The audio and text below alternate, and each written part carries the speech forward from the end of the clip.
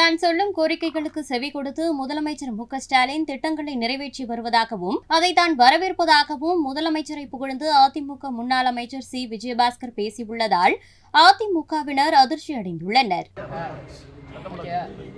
2 நாட்களுக்கு முன்னதாக புதுக்கோட்டையில் தண்ணீர் பந்தலை கோடை காலத்திற்காக முதலாக மரியாதைக்குரிய அண்ணன் எடப்பாடியார் அவருடைய ஆணைக்கிணங்க புதுக்கோட்டையில் அதிமுக சார்பில் தண்ணீர் பந்தலை திறந்து வச்சுட்டு பத்திரிகை ஊடகத்துறை நண்பர்களை உங்களை பார்த்து நீங்கள் கேட்ட கேள்விக்கு நான் பதில் சொன்னேன்.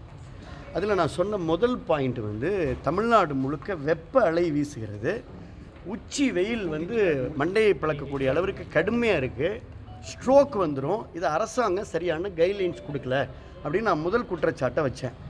அன்று மாலையே மாண்புமிகு முதலமைச்சர் அவர்கள் அரசு அதிகாரிகளோடு அவர் மீட்டிங் நடத்தி கைட்லைன்ஸை வெளியிட்டார். இந்த வெப்ப காலங்களில் கோடை காலத்தில் பொதுமக்கள் எப்படி பாதுகாப்பாக இருக்கணும் அப்படின்னு அவர் கைட்லைன்ஸ் வெளியிட்டார். அது ஒரு நல்ல விஷயமா நான் பார்க்குறேன். அன்றைக்கே நான் இன்னொரு குற்றச்சாட்டை வைத்தேன். நீங்கள் தான் கொஸ்டின் கேட்டீங்க, சுகாதாரத்துறை செயல்படுகிறதான்னு கேட்டேன். நான் சொன்னேன் இதுவும் சுகாதாரத்துறை கீழே தான் வருது. வெயிலில் பிளென்டி ஆஃப் வாட்டர்ஸ், தண்ணி அதிகமாக குடிக்கணும், மோர் குடிக்கணும், டீஹைட்ரேஷன் ஆயிரும். டீஹைட்ரேஷன் ஆனால் அவங்களுக்கு ரொம்ப வயதானவர்களுக்கெல்லாம் பாதிப்பு ஏற்படும் சொன்னேன். உடனே சுகாதாரத்துறை சென்னையில் மீட்டிங் நடத்தி, பொது சுகாதாரத்துறை இயக்குனர் டாக்டர் செல்வநாயகம் மீட்டிங் நடத்தியிருக்காரு. மீட்டிங் நடத்தி தமிழ்நாடு முழுக்க 1000 இடங்களில் டீஹைட்ரேஷனை போக்குறதுக்கு ஓஆர்எஸ் கரைசல் அரசு சார்பில் வழங்கப்படும் சொன்னார். நான் அதை வரவேற்கிறேன். அதுக்கு அது ஒரு நல்ல விஷயம். நம்ம சொன்னோம் உடனே. அப்போ நான் ஒரு